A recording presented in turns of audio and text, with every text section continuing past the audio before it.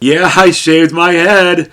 Not going to waste a whole lot of time on this in the video, but if you really need to hear the story, I did put it down in the description below. So the NFL, through the Hall of Fame, every decade comes out with its team of the decade, and they did some retroactively as well.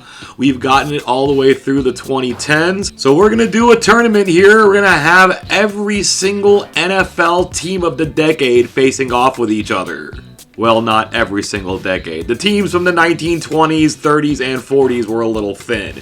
That is to say, they didn't have any defenses. So we've got the official teams between the 1950s and the 2010s, including two from the 1960s. One from the AFL, one from the NFL. We put together our own team from the 2020s. It's probably not going to satisfy everybody, but you can never do that anyway, so not worried about it. That gives us 9 all-decade teams, which is perfect for a 16-team round-robin tournament. Everybody's going to play each other once at home and once away for a perfect, clean 16-game NFL season. I know they do 17 now, but 16's always been cleaner. The tiebreakers are going to be first head-to-head, and then point differential. Nothing else you can do. No divisions, no conferences, anything like that. The top 4 teams will go to the playoffs. Number 1 seed's going to host a 4 seed. The number 2 seed's going to host a 3 seed. The winners of those games, championship matchup. Did have a couple of rules here. Sometimes players were elected to the all-decade team for 2 different decades. We're not allowing that, just 1 player per decade. We did the best we could trying to get the people in the right place and the right replacements for them. We are going to be introducing the rosters for all these teams in just a moment. Each team for each decade is represented by an NFL team. More often than not, pretty much almost every time, the most successful team of that decade. Here we have these rosters representing the 1950s will be the dominant team of that decade. Yes, this used to be a good team, the Cleveland Browns. And the Browns will have their own quarterback here in Otto Graham. He's going to be handing off to the likes of Frank Gifford and Ollie Matson. He's got quite the receivers and quite the O-line working with him. On defense here, we got Gino Marchetti, Leo Nomolini. Art Donovan became pretty popular again during the 1980s with his ESPN commercials. This is going to be a tough team to beat. Let's now take a look at the 1960s AFL. They're going to be represented by the Oakland Raiders. They do have a few Raiders on this team naturally, but leading the way at quarterback is Joe Namath. Hey, that's who they chose. They chose Len Dawson as the backup. This team's not going to be as good as the other teams, but they're not lacking for Hall of Famers, especially here on defense. They got the likes of Nick Buonaconti, Bobby Bell. This isn't going to be the most talented team in this tournament, but they're getting out there and they're going to give it a fight, that's for sure. Now we've got our other team from the 1960s. This is representing the NFL, and take a guess on who's representing them. Of course, it's the Green Bay Packers. The quarterback will not be a Packer, though, at least not the starter. We got Bart Starr on the bench behind the Baltimore Colts' Johnny Unitas. He's going to have guys to throw to here, man. Gary Collins, Boyd Dowler, Mike Ditka. And on defense, look at these names out here, man. Deacon Jones, Bob Lilly, Merlin Olsen, Ray Nitschke, Dick Butkus. This could be the team to beat, but we've got a few more to look at here. The 1970s are undoubtedly being represented by the Steel Curtain, the Pittsburgh Steelers, and of course a whole bunch of Steelers made this team. I would not have made Terry Bradshaw the starter over Roger Staubach, but that's the way they chose this team, and that's the way we're going to run with it.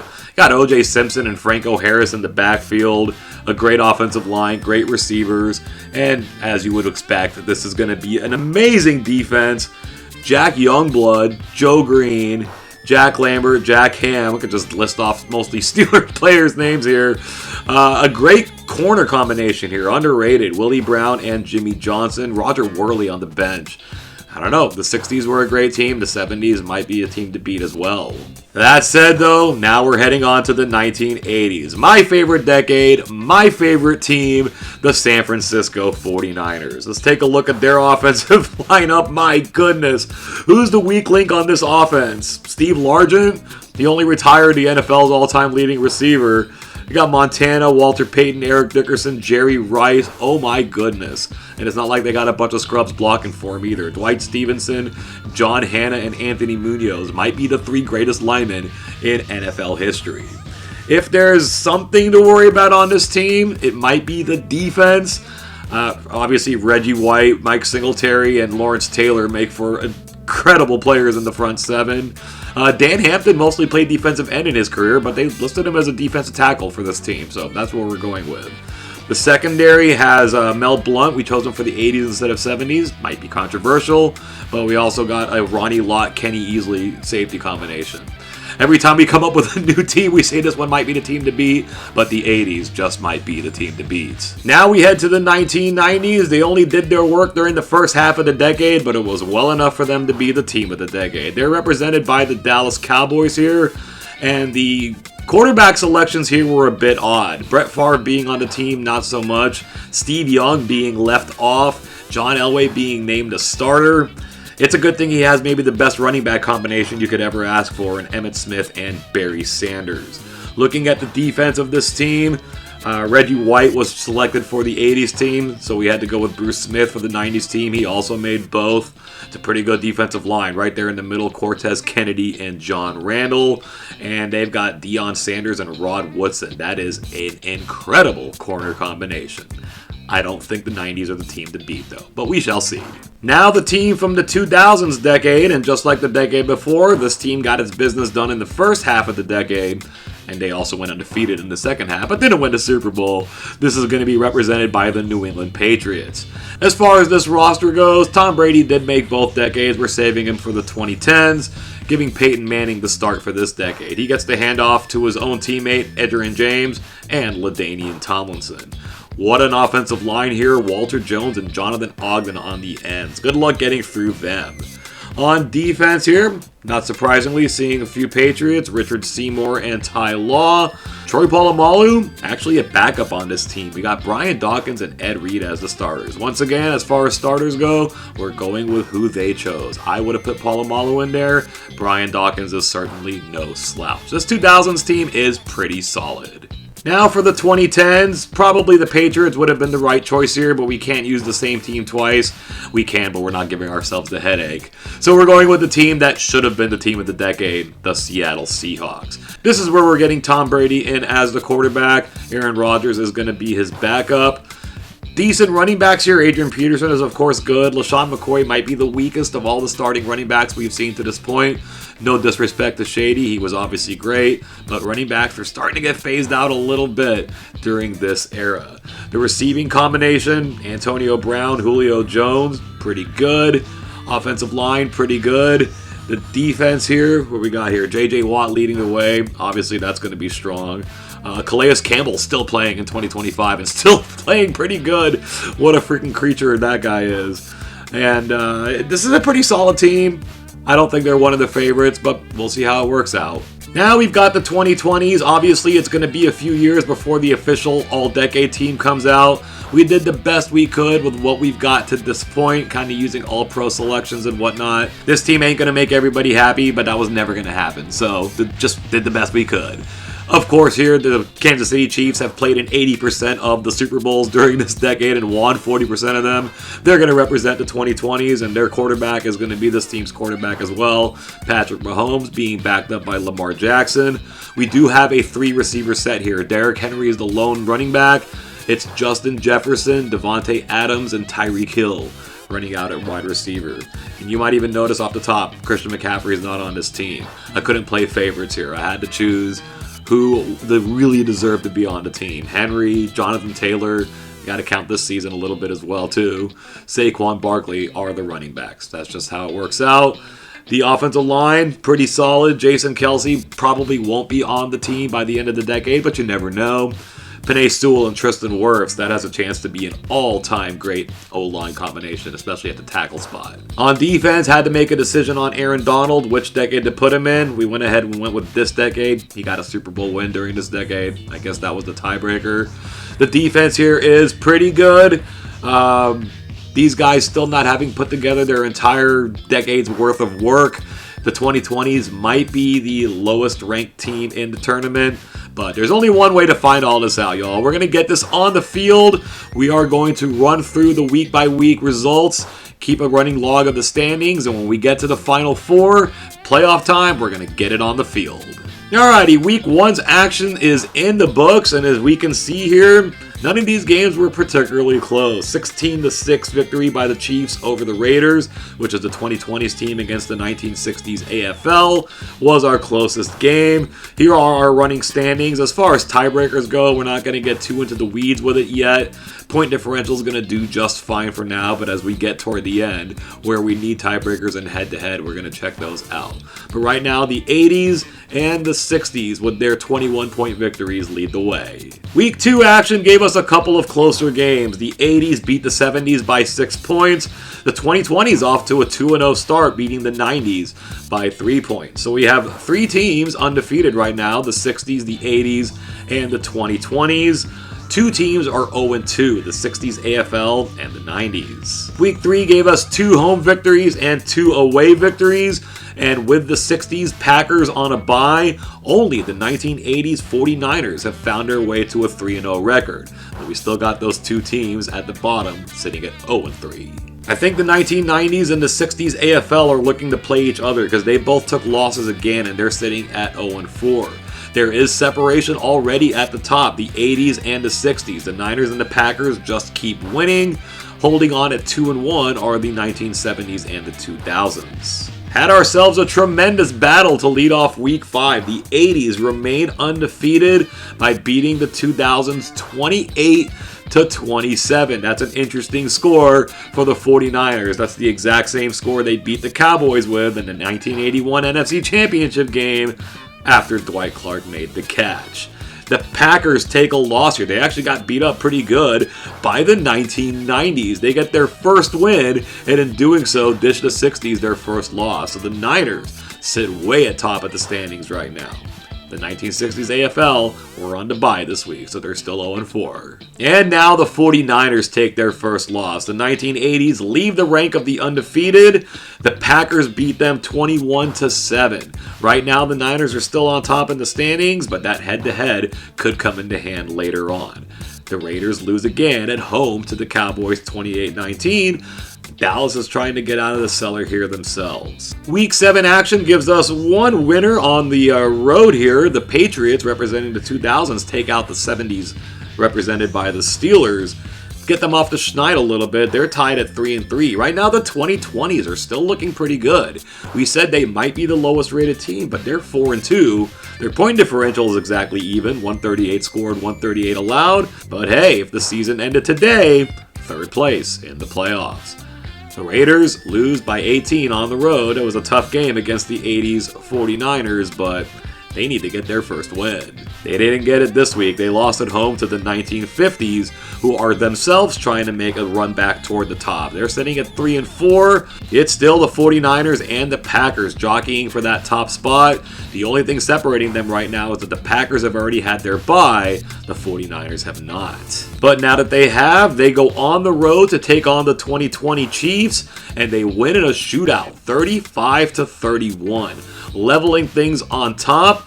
We only have 2 teams right now with winning records. That would be the 60s and the 80s at 7-1. Got a whole host of teams sitting at 4-4.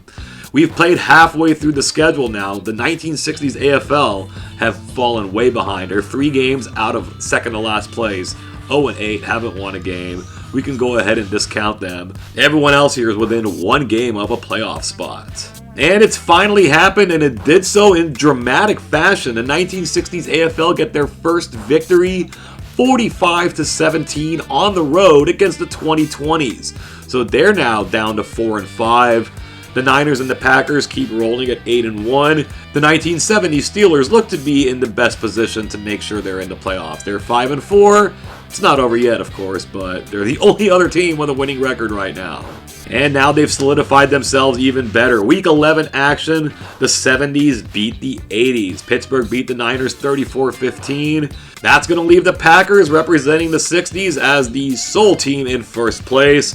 They haven't clinched a playoff spot yet, but they're getting really, really close. It's the 49ers making up ground in Week 12, dishing another loss to the 2020s team. The Chiefs here, if you can see at the standings, they've fallen to 4-7. They're giving up a ton of points. Their little run looks to be over. We've got a nice race for the 4th spot right now. It belongs to the 5-5 Patriots, representing the 2000s. But the 90s and the 2010s, we haven't heard much from them. They're sitting there at 5-6. So there's a fun race for the playoffs here. I would say the 60s, 70s, and 80s teams look to be locks. Not over yet, but especially the 80s and the 60s, they're going to make it.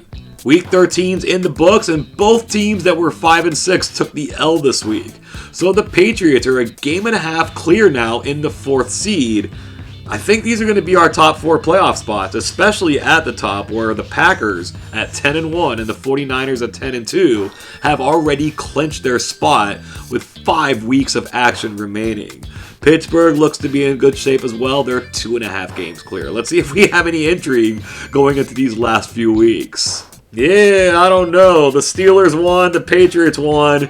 They're sitting well in their spots at numbers 3 and 4, and everyone else is 5-8 or worse. At the very top, we have the 49ers taking another loss to the Patriots. That's what's causing this separation. Green Bay is almost guaranteed now to get the number 1 seed. They have a game remaining against the Niners. They win that, they get the season sweep. They're going to be locked in. But there's 4 weeks left. Is there any chance we're going to get 4 different playoff teams? Let's take a look.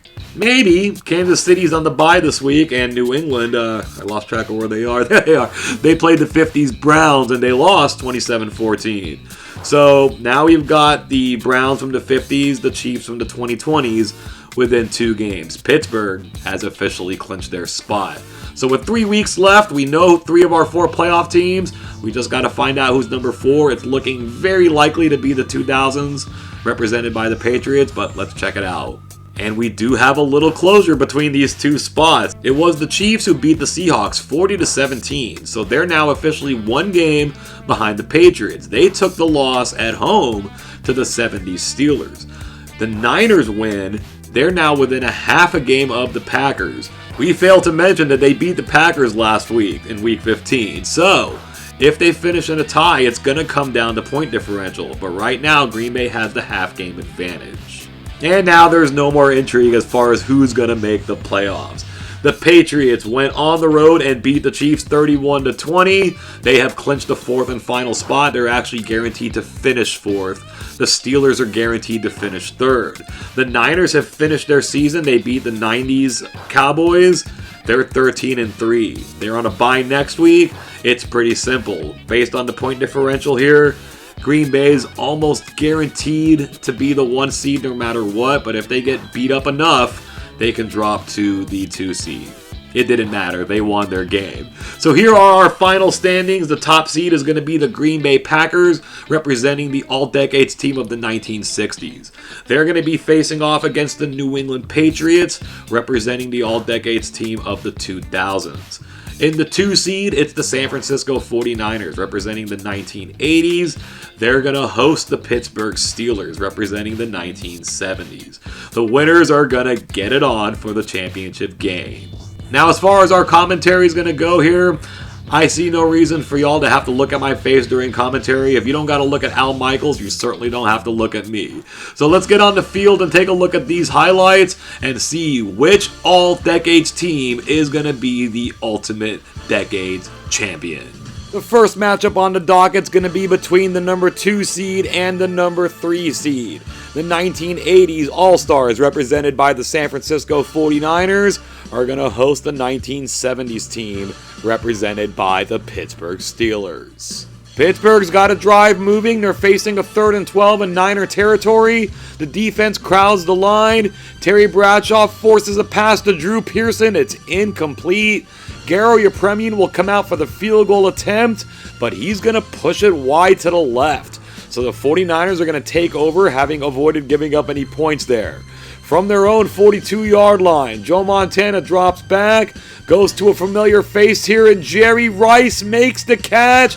The defense get him down at the 15-yard line, but on the next play, this crosser goes to Steve Largent for the touchdown. After almost falling behind early, the 80s 49ers take a 7-0 lead. Pittsburgh has got it again. They're facing a 3rd and 5. They're going to throw. Bradshaw throws this across the middle.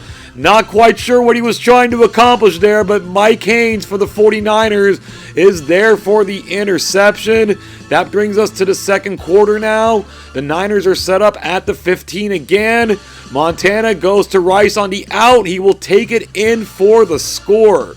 So the Niners are putting their stamp on this game. They've taken a 14-0 lead. They kick a field goal before the end of the half. We're now 17-0 in the third quarter, deep in their own territory. The Steelers try a fake punt. That clearly didn't work. The Niners respond with this pitch to Eric Dickerson. He gets his way into the end zone for the touchdown. The 1980s are completely controlling the 1970s in this one. That makes it 24-0. It was back and forth the rest of the way. The 1980s come away with the 38-14 victory. Our other semifinal matchup is going to include our number 1 seed from the 1960s, represented by the Green Bay Packers. The 2000s, represented by the New England Patriots, are going to look to pull the upset. If the Packers win this game, they will host the 49ers in the championship. If New England can get it, they will travel to San Francisco. The Packers are on the move in the first quarter inside of Patriot territory. Johnny Unitas gets his receivers downfield, finds John Mackey in the middle for the reception. He is hit by Brian Urlacher, forcing the fumble, and the Patriots will recover. And are getting a pretty good return themselves here out past midfield. They've moved ahead to the 37-yard line. The Packers back up the defense. Peyton Manning drops back to pass. He's going to go to Edgerrin James, makes a great catch, but he will fumble. Larry Wilson knocks it loose. Both teams had good opportunities, and they both lost fumbles. The Patriots now have it in the second quarter. We're still scoreless. Manning is going to look downfield for Edgerrin James again. Makes the catch for the touchdown. So James makes the nice play after losing the fumble. The Patriots lead 7-0. Green Bay's on the move now. They're at the 20-yard line. Manning went back to James, and now Unitas is going to go back to Mackey. He will pick up the first down. Now from the 7, the pass goes to Boyd Dowler for the touchdown. The actual Packer in the Packer uniform ties this game up at 7 apiece. We now move ahead to the second half. The Patriots are at their own 25-yard line. Manning drops back. He's going to go to Randy Moss, makes a nice diving catch. This next pass is going to go to Tony Gonzalez for the first down. We're going to switch sides in the fourth quarter. The pitch goes to LaDainian Tomlinson. He gets around the defenders and gets a first down. We're still 7-7 here. The Pats face second down from the 22-yard line out of the shotgun. Manning goes quick to Randy Moss, over the defender and into the end zone he goes. Touchdown, New England. The 2000 squad has a 14-7 lead. Green Bay needs to get going here. They're at their own 26-yard line. The handoff goes to Jim Brown. The running game hasn't been there to this point, but Brown awakens it. Gets the ball past midfield for the 25-yard gain. It is now 3rd and 11 from midfield. Unitas drops back to pass. The coverage looks good, and the pass falls incomplete. So on 4th and 11, there's still time left, but they're going to go for it. Unitas is going to throw. He's going to find Jim Taylor. The fullback slips out to make the catch and pick up some nice yardage after the fact. Now it is 3rd and 3. It's not 3rd and goal. The handoff is going to go to Jim Brown around right end. They make the stop, and they're going to go for it once again. It's 4th down. The handoff goes to Brown. They've got him in the backfield, but he breaks the tackle and bullies his way into the end zone for the touchdown. That is going to tie things up at 14 apiece. There's still time, though, and the Pats are kind of on the move here. It is 3rd and 12. Manning is going to throw to Edgerrin James. What a catch! James isn't doing much as a runner in this game, but he's doing his damage as a receiver. Now from the 31-yard line. On the delay here, the handoff will go to James. Very comfortable field goal range, but Willie Davis knocks it loose. James's second lost fumble of the game. That's going to send this one into overtime, tied up at 14 apiece. The Pack have it first, but it's 3rd and 18. Unitas is swarmed by Derek Brooks. Hasn't done much in this game, but picks up this sack. The Packers defense gets them the ball back from their own 20-yard line. Unitas tries to step up, and it's Derek Brooks once again cutting him down. This is danger territory now. It's 3rd and 11. Only a minute left in the overtime. The handoff goes to Jim Brown. He drags a tackler and gets an excellent run here out past midfield. Brown having a monster second half and overtime. Won't take much to get into field goal range from here. The fake up the middle. The pitch goes to Brown. He's pretty much got him in field goal range, but he's going for more. The defense cannot get a hold of him, and it's Jim Brown romping his way all the way into the end zone for the game-winning touchdown in overtime. What a thriller this game was. The Packers win it 20-14. That now will bring us to our championship game. These two teams representing the 60s NFL and the 80s, the Packers and the Niners, have been out in front of everybody since the beginning. They've maintained the top 2 spots, and here they are now, the top 2 seeds, the top 2 teams playing for the championship. This game is going to be in Green Bay. Who is the best all-decade team of the NFL? The Niners get it first and have driven it down all the way to the 1-yard line. The pitch goes to Eric Dickerson. He's in for the touchdown. The 80s strike first blood. They take a 7-0 lead. The Green Bay Packers have plenty of offensive firepower though, and they've moved the ball into 49er territory. Johnny Unitas looks to throw to Jim Taylor. It's incomplete. They do punt it away. The Niners pick it up at their own 41-yard line. Montana steps up, fires to Jerry Rice, makes the catch. They give chase, and they are just going to get him down at the 2-yard line. A huge gain there. Eric Dickerson will once again get into the end zone before they get him down. The Niners have jumped out to a 14-0 lead. We're going to move ahead now to the second quarter. The Packers are at their own 10, facing a 3rd and 23. They try to run Jim Taylor. That didn't work. The Niners get the ball back. They've taken it to the 16-yard line. The pitch goes to Walter Payton. He did everything on this drive, and he will finish it as well. This is a 21-0 lead. The Packers haven't really done anything wrong. They just can't stop the Niners. And they keep falling into 3rd and long situations. They try to dump off pass to Jim Brown, and it's Mike Haynes, his second interception in as many games. That leads to a Niner field goal. The Packers now have it back at their own 7-yard line. Not much time left in the first half. Unitas waits too long, and that's Lawrence Taylor getting him down for the safety. That makes this 26-0, and off the free kick, this touchdown pass goes to Steve Largent. This game has fallen apart for the Packers.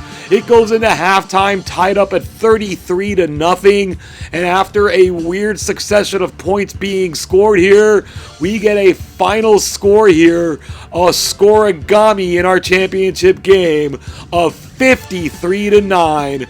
The winners and the champions of our all-decade competition are the 1980s, as represented by the San Francisco 49ers. We thought coming in that the 1980s would have one of the better squads in this thing, and they bore that out with a dominant playoff performance.